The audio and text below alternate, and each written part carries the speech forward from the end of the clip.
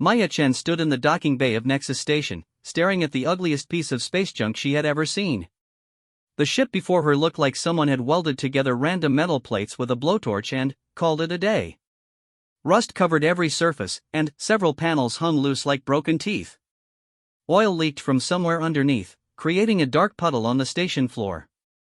"This is it?" she asked the station clerk, a purple-skinned Vorthack who kept checking his tablet with obvious annoyance.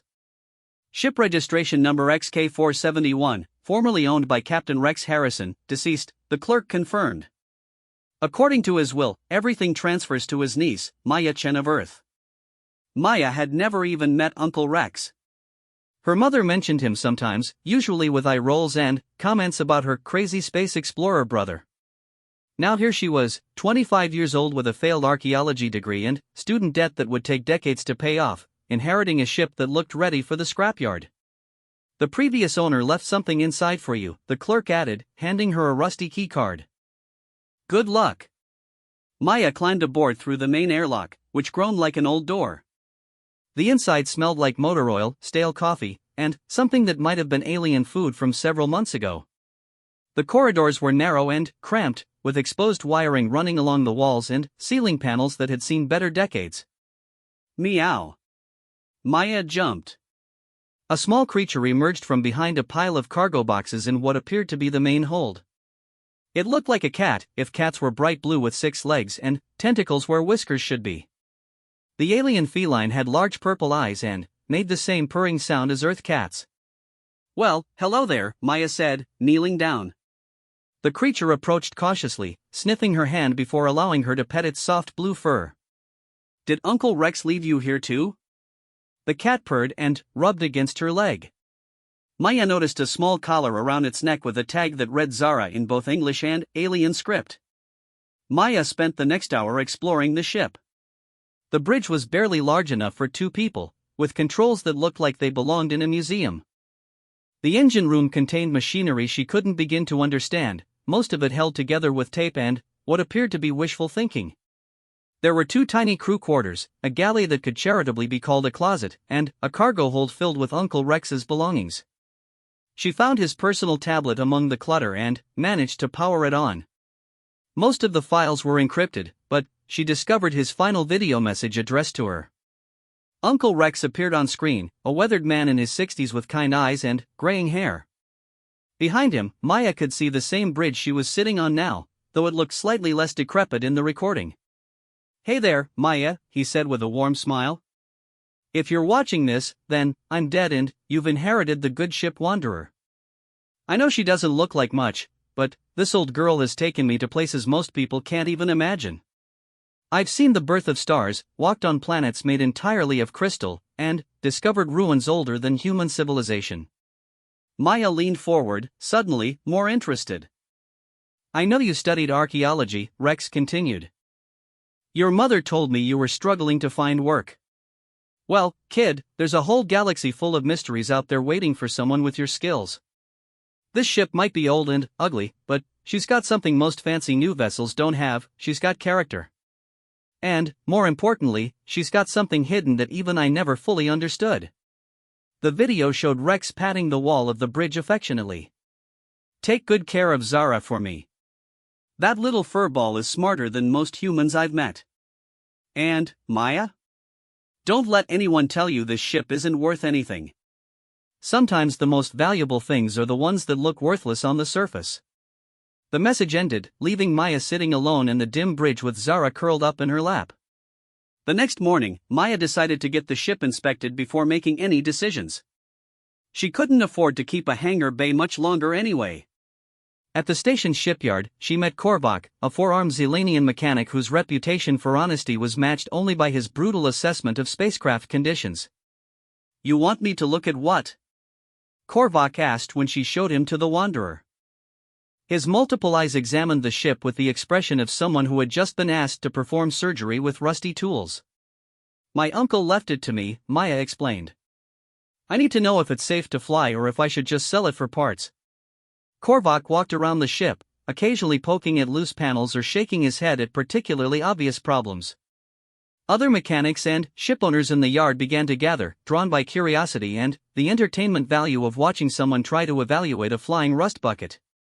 Human ships, laughed Drex, a tall reptilian trader who owned a sleek new cruiser parked nearby. Even when they're new, they're barely worth the metal they're made from. This thing looks like it survived a supernova. Actually, said another observer, a well-dressed Vorthack merchant, I think it survived several supernovas.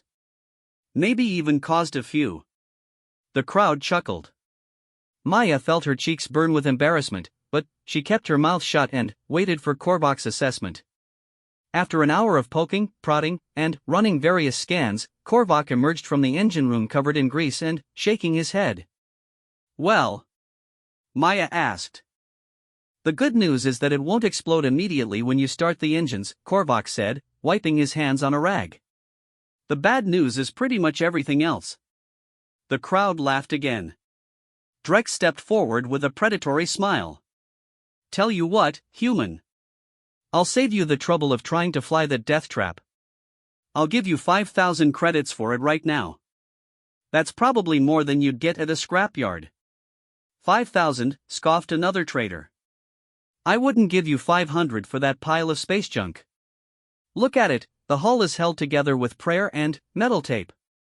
Maya looked at the ship again, seeing it through their eyes. It really did look terrible. The paint had faded to an ugly brown-green color, rust stains ran down the sides like tears, and she was pretty sure one of the landing struts was held on with wire. The navigation system is at least 30 years old, Korvac continued his assessment. The weapons are museum pieces, assuming they work at all. The life support system is functional but inefficient. And the engine. He paused dramatically. The engine is held together by luck and stubbornness. More laughter from the crowd. Even some of the dock workers had stopped to watch the spectacle. But then, Korvac did something unexpected. He lowered his voice so only Maya could hear him. However, he said quietly, there are some very interesting modifications to this ship that I've never seen before. The power distribution system has been rewired in ways that shouldn't work but somehow do. And there's something in the engine room that doesn't match any known technology. Maya perked up. What kind of something? I'm not sure. It's integrated into the ship's systems, but it doesn't appear on any schematics. Your uncle was either a genius or completely insane. What do you think I should do? Korvac looked at the ship again, then at the crowd of mockers. If you can afford the fuel, take her for a test flight. Sometimes the only way to know what a ship can really do is to get her into space. That afternoon, Maya sat in the pilot's chair with Zara on her shoulder, staring at the bewildering array of controls. Uncle Rex had left a handwritten manual, but his handwriting was terrible and half the instructions seemed to be jokes or personal reminders. Engine startup sequence, she read aloud. First, sacrifice a small offering to whatever deity governs mechanical things. Second, press the big red button while crossing your fingers.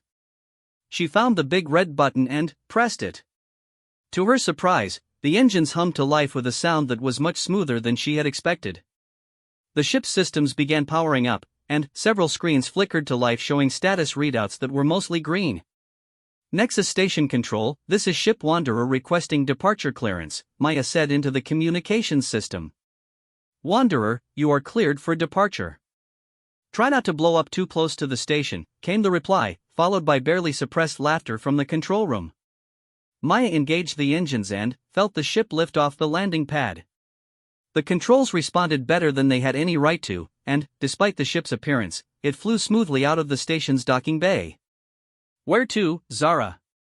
Maya asked her blue companion. Zara meowed and padded over to a particular control panel, placing her paw on what appeared to be a navigation display. The screen lit up showing a star map with several locations marked in red. Did Uncle Rex program you to do that? Maya wondered aloud. The ship's computer suddenly activated, displaying a message in Uncle Rex's voice. If Zara is showing you the hidden navigation system, then you're ready for your first real adventure. Follow her lead, Maya. Trust the ship, trust Zara, and trust yourself. Maya looked at the marked locations on the display. They were all in uncharted space, far from the established trade routes and known civilizations. What do you think, girl? Should we see what Uncle Rex wanted us to find?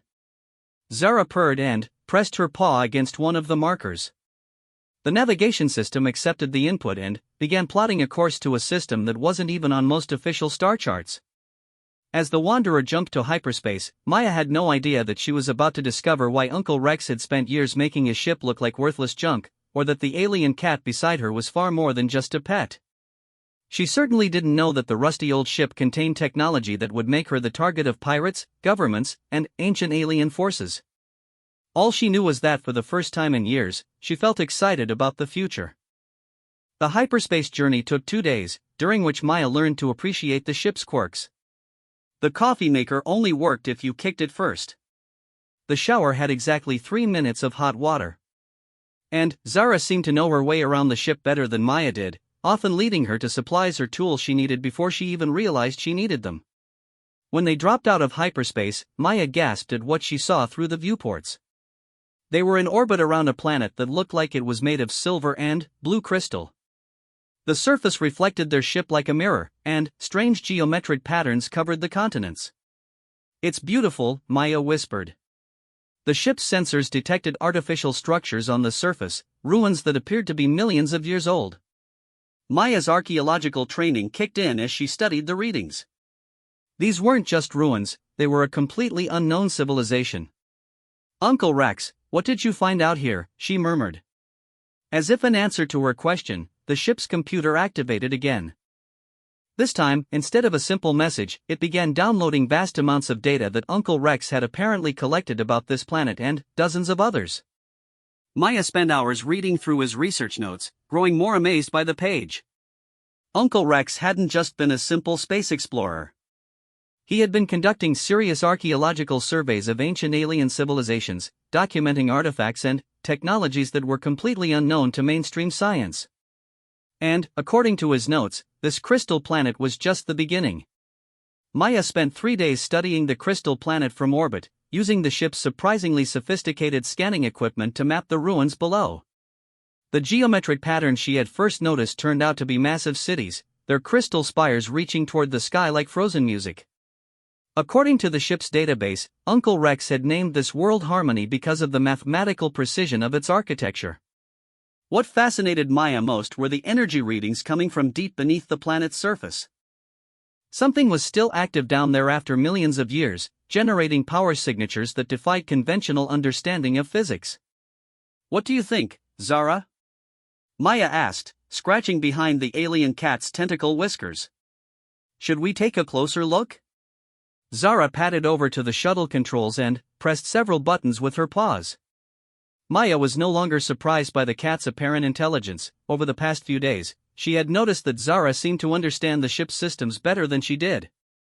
The Wanderer carried a small shuttle in its cargo bay, another piece of equipment that looked ancient but functioned perfectly.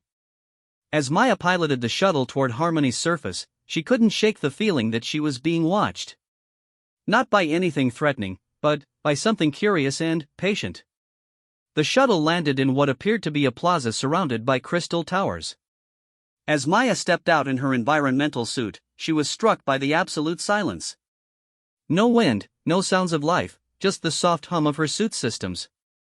Zara bounded out behind her, apparently needing no protection from the planet's atmosphere. "How are you doing that?" Maya asked, but Zara just meowed and led the way toward the nearest tower. The crystal structures were even more impressive up close. They weren't just buildings, they were works of art, each one a unique masterpiece of geometric design. Maya ran her gloved hand along one of the walls and was amazed by the perfect smoothness of the surface. No tool marks, no joints or seams. It was as if the entire structure had been grown rather than built. Inside the tower, Maya found herself in a vast chamber filled with floating platforms and impossible spiraling pathways that seemed to twist through dimensions she couldn't quite perceive. At the center of the chamber stood a pedestal holding a sphere of pure silver light. As she approached the sphere, her suit's sensors went crazy. The energy readings were off the charts, but somehow the radiation levels remained perfectly safe. Maya reached out tentatively and touched the sphere. Instantly, the chamber came alive with holographic displays showing star maps, mathematical equations, and what appeared to be historical records of an ancient civilization. Maya's translation software struggled to interpret the alien symbols, but gradually patterns emerged. The builders of this city had been called the architects, and they had been explorers and builders on a galactic scale. Millions of years ago, they had seeded the galaxy with monitoring stations and research facilities, studying the development of younger species and leaving behind caches of knowledge for those who proved worthy of finding them. But the most incredible revelation came when Maya accessed what appeared to be a personnel database. According to the records, humans weren't native to Earth. They were descendants of an architect expedition that had crash-landed on Earth millions of years ago, slowly evolving and forgetting their origins over countless generations. "That's impossible," Maya whispered, but the evidence was overwhelming. Genetic templates, evolutionary charts, even historical records of the original expedition. Humans were the lost children of the galaxy's greatest civilization. Zara meowed softly and rubbed against Maya's leg. When Maya looked down, she was shocked to see that Zara was glowing with the same silver light as the sphere. "You're not just a cat, are you?" Maya asked. In response, Zara's form shimmered and changed. She was still recognizably Zara, but now Maya could see her true nature. The alien cat was an architect guardian, a living construct designed to guide worthy humans back to their heritage. Uncle Rex knew, Maya realized. He found you, or you found him, and you've been waiting for someone from his family to inherit the ship. Zara purred and placed her paw on another control surface. The chamber filled with new information, locations of other architect sites, coordinates for hidden bases, and, most importantly, a warning. The architects hadn't vanished by accident. They had been forced into hiding by something they called the Devourers, entities from outside the galaxy that consumed civilizations and left nothing but empty space behind. The Devourers were stirring again, and they had detected the resurgence of architect technology. Maya was still processing this information when her suit's communication system crackled to life. "Unknown vessel in orbit around planet designation X447, you are ordered to surrender immediately," came a harsh voice with a heavy accent. "This system is claimed by the Korthak Empire." Maya looked up at Zara, who had returned to her normal cat appearance. "I guess playtime is over." They hurried back to the shuttle, Maya clutching a small crystal data storage device she had taken from the pedestal. As they lifted off from the surface, Maya could see ships dropping out of hyperspace around the planet. Big ships, with the angular design and dark colors favored by the Korthak Empire. The Korthaks were one of the galaxy's more aggressive civilizations, known for claiming any territory they thought might contain valuable resources. They had obviously been monitoring deep space communications and had detected the energy signatures from Harmony. Maya reached the Wanderer just as the lead Korthak ship hailed her again. "Human vessel, prepare to be boarded for inspection. Any resistance will be met with force."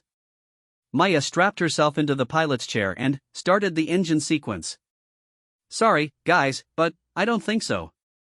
"Maya," came Uncle Rex's voice from the ship's computer, "if you're hearing this message, it means you've made contact with architect technology and someone is trying to stop you. Time to see what this old ship can really do. Activate the Rex protocol." "The what protocol?" Maya asked, but Zara was already at the control panel, pressing a sequence of buttons that Maya would never have thought to try. Suddenly, the Wanderer's engine output tripled. The rusty exterior panels began retracting, revealing gleaming armor underneath. Weapon systems that Maya hadn't even known existed powered up, and the ship's sensor array expanded to reveal scanning capabilities that rivaled military vessels. "What the hell?" Maya gasped. The lead Korthak ship fired warning shots across the Wanderer's bow. "Final warning, human. Surrender now or be destroyed." Maya looked at Zara, who was calmly grooming her blue fur as if being threatened by warships was perfectly normal. "Okay, let's see what Uncle Rex built into this thing," Maya muttered, engaging the ship's new defensive systems. What happened next was like watching a magic show. The Wanderer moved with a grace and speed that should have been impossible for a ship its size. When the Korthaks fired their weapons, the shots simply passed through empty space where the Wanderer had been moments before. Maya wasn't even sure how she was controlling the ship, her hands were on the controls, but it felt like the ship was anticipating her thoughts and responding before she even gave commands. Warning to Korthak vessels, Maya found herself saying, her voice broadcast on all frequencies. You are interfering with architect operations. Withdraw immediately or face the consequences. The Korthak commander's response was predictable. Architect operations? The architects have been extinct for millions of years. Destroy that ship and secure the planet. 6 Korthak warships opened fire simultaneously, filling space with energy beams and missile salvos. Maya watched in amazement as the Wanderer's defensive systems activated, creating energy shields that turned the incoming fire into harmless light shows. Then, the ship's weapons returned fire. Maya had expected typical ship-to-ship combat, energy beams, explosions, gradual wearing down of shields and armor. Instead, the Wanderer's weapons seemed to simply turn off the Korthak ships. One moment they were firing aggressively, the next moment they were drifting in space with all systems shut down. Non-lethal suppression complete, announced the ship's computer in a calm, professional voice that definitely wasn't Uncle Rex.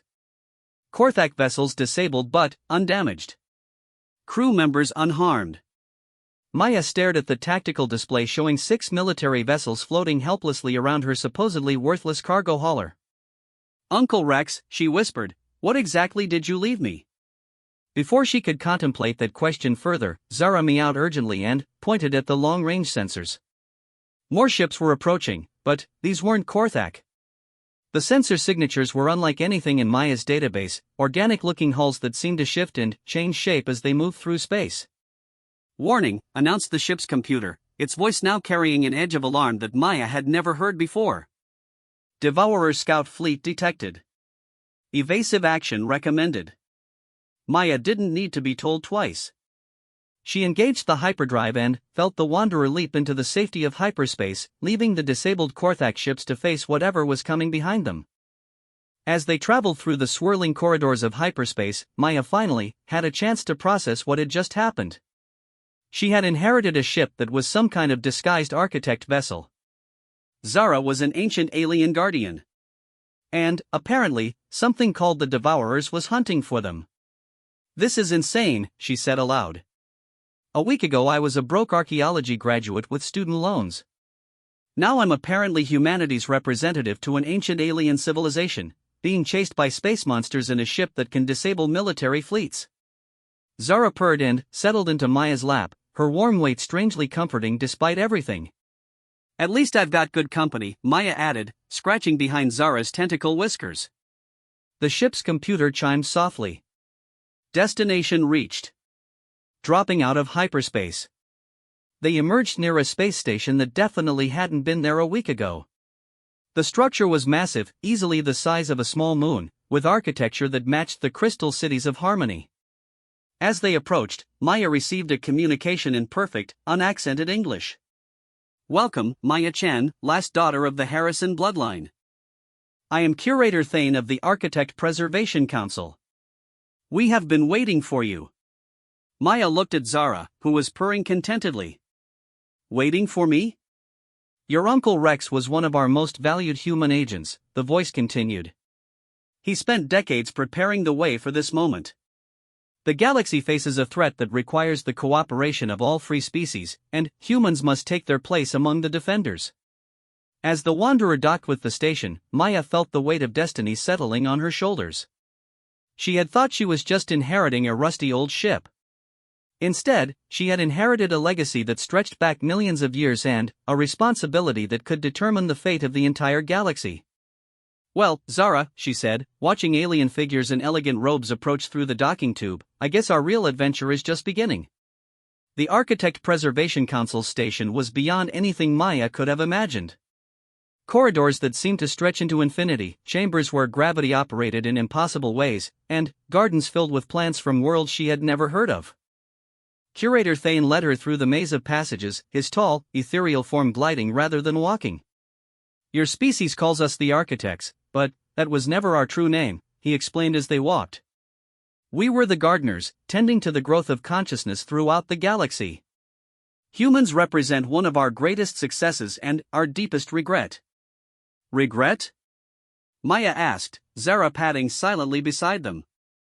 We gave your ancestors the gift of adaptability and determination, traits that would help them survive on their new world.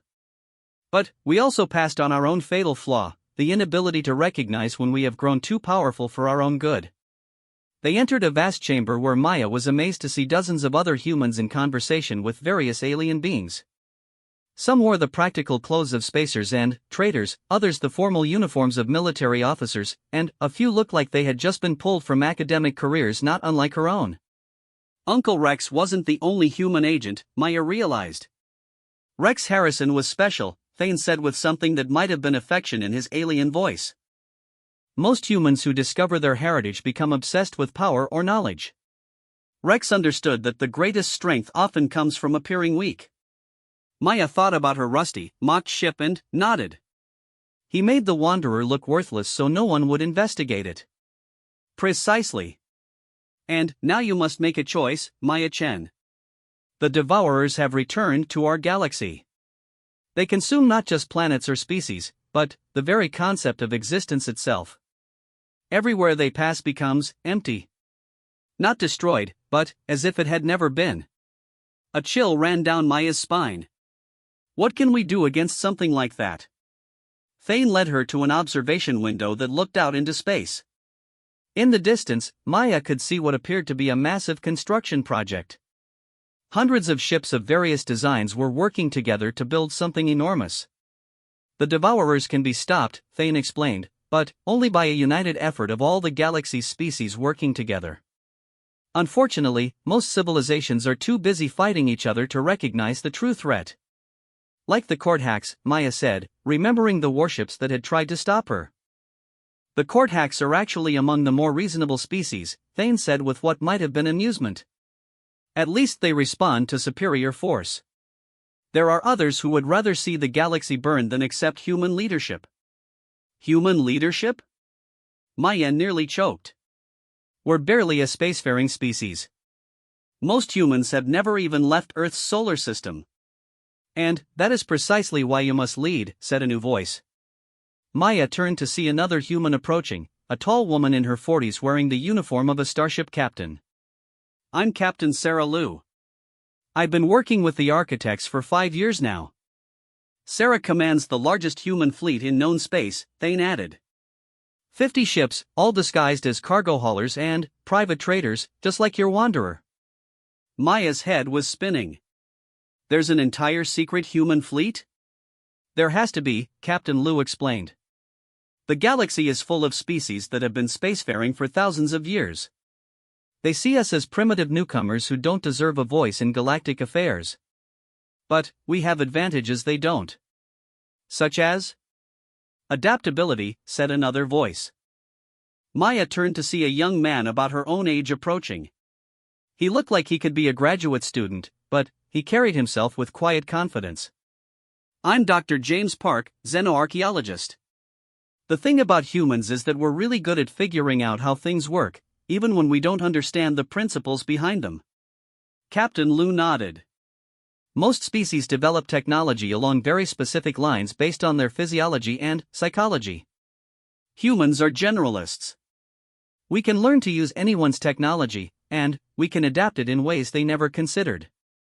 Plus, added Dr. Park with a grin, we're really good at looking harmless while being incredibly dangerous. Most species judge threat levels based on obvious displays of power. Humans prefer to keep our capabilities hidden until we need them. Maya thought about the Wanderer's transformation from rust bucket to superweapon and had to agree. Thane gestured toward the construction project outside. What you see being built is a network of defensive stations that will protect the galaxy's core systems from Devourer incursion. But the stations themselves are not enough. They must be coordinated, and the coordination requires a species that all others can learn to trust. Why would anyone trust humans? Maya asked. We're the newcomers here. Because you are not yet powerful enough to be seen as a threat, Captain Liu explained. And because humans have already proven themselves capable of working with other species as equals rather than trying to dominate them. Dr. Park pulled out a tablet and showed Maya a star map. Over the past 50 years, human traders and explorers have made contact with over 200 different species. In that time, how many wars have humans started? Maya thought about it. I don't know of any. 0, Dr. Park confirmed. Humans negotiate, trade, and cooperate. Most other species have been conquering and enslaving each other for millennia. That's why the architects chose to reveal themselves to humans rather than to more established powers. Curator Thane led them to another chamber where Maya was shown the scope of the Devourer threat. Holographic displays showed entire star systems that had simply vanished, leaving behind not even empty space but, something worse, regions where space itself seemed confused about whether it should exist. The Devourers operate from outside our dimensional framework, Thane explained. They send scout fleets ahead to identify targets, then follow with larger forces that literally unmake reality as they pass through it. The scout fleet we detected at Harmony? Maya asked. One of many. They are probing our defenses, looking for weaknesses. When they find them, they will call in the main force. Captain Lu activated another display showing fleet movements throughout the galaxy. We've been tracking their scouts for months. They're moving systematically, testing our responses. But, here's the thing, they seem to be specifically targeting human activities. They know about us? Maya felt her blood run cold. They know that humans represent something new in their experience, Dr. Park said. For millions of years, the Devourers have consumed galaxies by turning species against each other, encouraging war and division until civilizations destroy themselves. But humans keep building alliances and solving problems cooperatively. So we're a threat to their strategy, Maya realized. Exactly. Which means they'll focus their efforts on eliminating human influence before moving to the main invasion. Thane turned to Maya with an expression that somehow conveyed both hope and terrible urgency. This is why we need you, Maya Chen. The Wanderer is not just an architect ship, it is the command vessel for the entire human fleet. Rex spent years preparing it for this moment. Maya felt the weight of responsibility settling on her shoulders like a lead blanket. I'm not a military commander. I'm just an archaeologist with student debt. Uncle Rex was just a space trader, Captain Lu said gently. I was just a cargo pilot. James was just a graduate student studying ancient civilizations. None of us asked for this, but here we are. The galaxy doesn't need another military commander, Dr. Park added. It needs someone who can look at impossible situations and find solutions that no one else would think of. Someone who can take a bunch of misfits and refugees and turn them into something that can stand against forces that have consumed entire galaxies. Zara meowed softly and jumped into Maya's lap. As Maya scratched behind the alien cat's tentacle whiskers, she felt some of her panic settling into determination. Okay, she said finally. What's the plan? The next few hours were a whirlwind of briefings, introductions, and crash courses in galactic politics. Maya learned that the rusty cargo ships of the human fleet were actually some of the most advanced vessels in the galaxy, all disguised to look harmless and unimportant. She met captains and crews from dozens of different human colonies, all of them volunteers who had given up their normal lives to help defend the galaxy. The plan was audacious in its simplicity. Rather than trying to match the Devourers in raw power, the human fleet would use misdirection and cooperation to turn the galaxy's fractious species into a unified defense force. Each human ship would be assigned to work with alien allies, sharing technology and tactics while building trust through demonstrated competence and reliability. The court hacks are actually eager to work with us now, Captain Lu explained with amusement.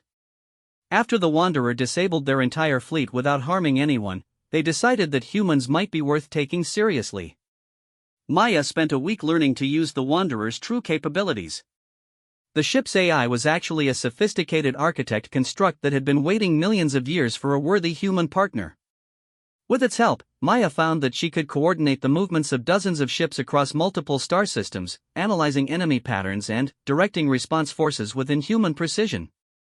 But the real test came when Devourer scout fleets began appearing in earnest. The first major engagement took place near a trade hub called Commerce Station, where representatives from 40 different species conducted business. When 3 Devourer scout ships appeared and began scanning the station, panic erupted as different factions argued about whether to fight or flee. Maya arrived in the Wanderer leading a mixed fleet of human and alien vessels. Instead of engaging the Devourers directly, she ordered her ships to begin rescue operations, evacuating civilians while projecting an image of desperate retreat. The Devourer scouts took the bait, moving in to finish off what they thought was a fleeing prey species. That's when Maya sprang her trap. Hidden among the fleeing civilian ships were some of the galaxy's most powerful warships, all volunteering to follow human tactical coordination. When the Devourers closed in, they found themselves surrounded by a force that fought with unprecedented cooperation and precision. The battle was over in minutes. The Devourer scouts were not destroyed, they were captured, their crews taken alive for interrogation. For the first time in anyone's memory, the mysterious entities from outside the galaxy had been defeated and taken prisoner. News of the victory spread across the galaxy within hours. Suddenly, every species wanted to know more about human military tactics and the mysterious girl with the blue cat who could coordinate fleet actions like a master conductor leading an orchestra. But Maya knew that this was just the beginning. The scouts would report back to their commanders, and soon the real Devourer fleets would arrive. When they did, humanity would need every ally they could get, and Maya would need to prove that sometimes the most powerful force in the universe is the ability to convince others to work together toward a common goal. Standing on the bridge of the Wanderer, watching the mixed fleet of dozens of species conducting joint training exercises, Maya reflected on how much her life had changed. A month ago, she had been a failed graduate with no prospects. Now she was responsible for coordinating the defense of an entire galaxy. "What do you think, Zara?" she asked her blue companion. "Think we can pull this off?" Zara purred and rubbed against her leg, and Maya took that as a yes. After all, if a rusty old ship and an alien cat could become the command center for a galactic alliance, maybe anything was possible.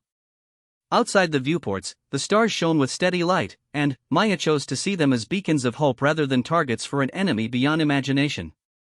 The galaxy was vast and full of wonders, and she was going to make sure it stayed that way.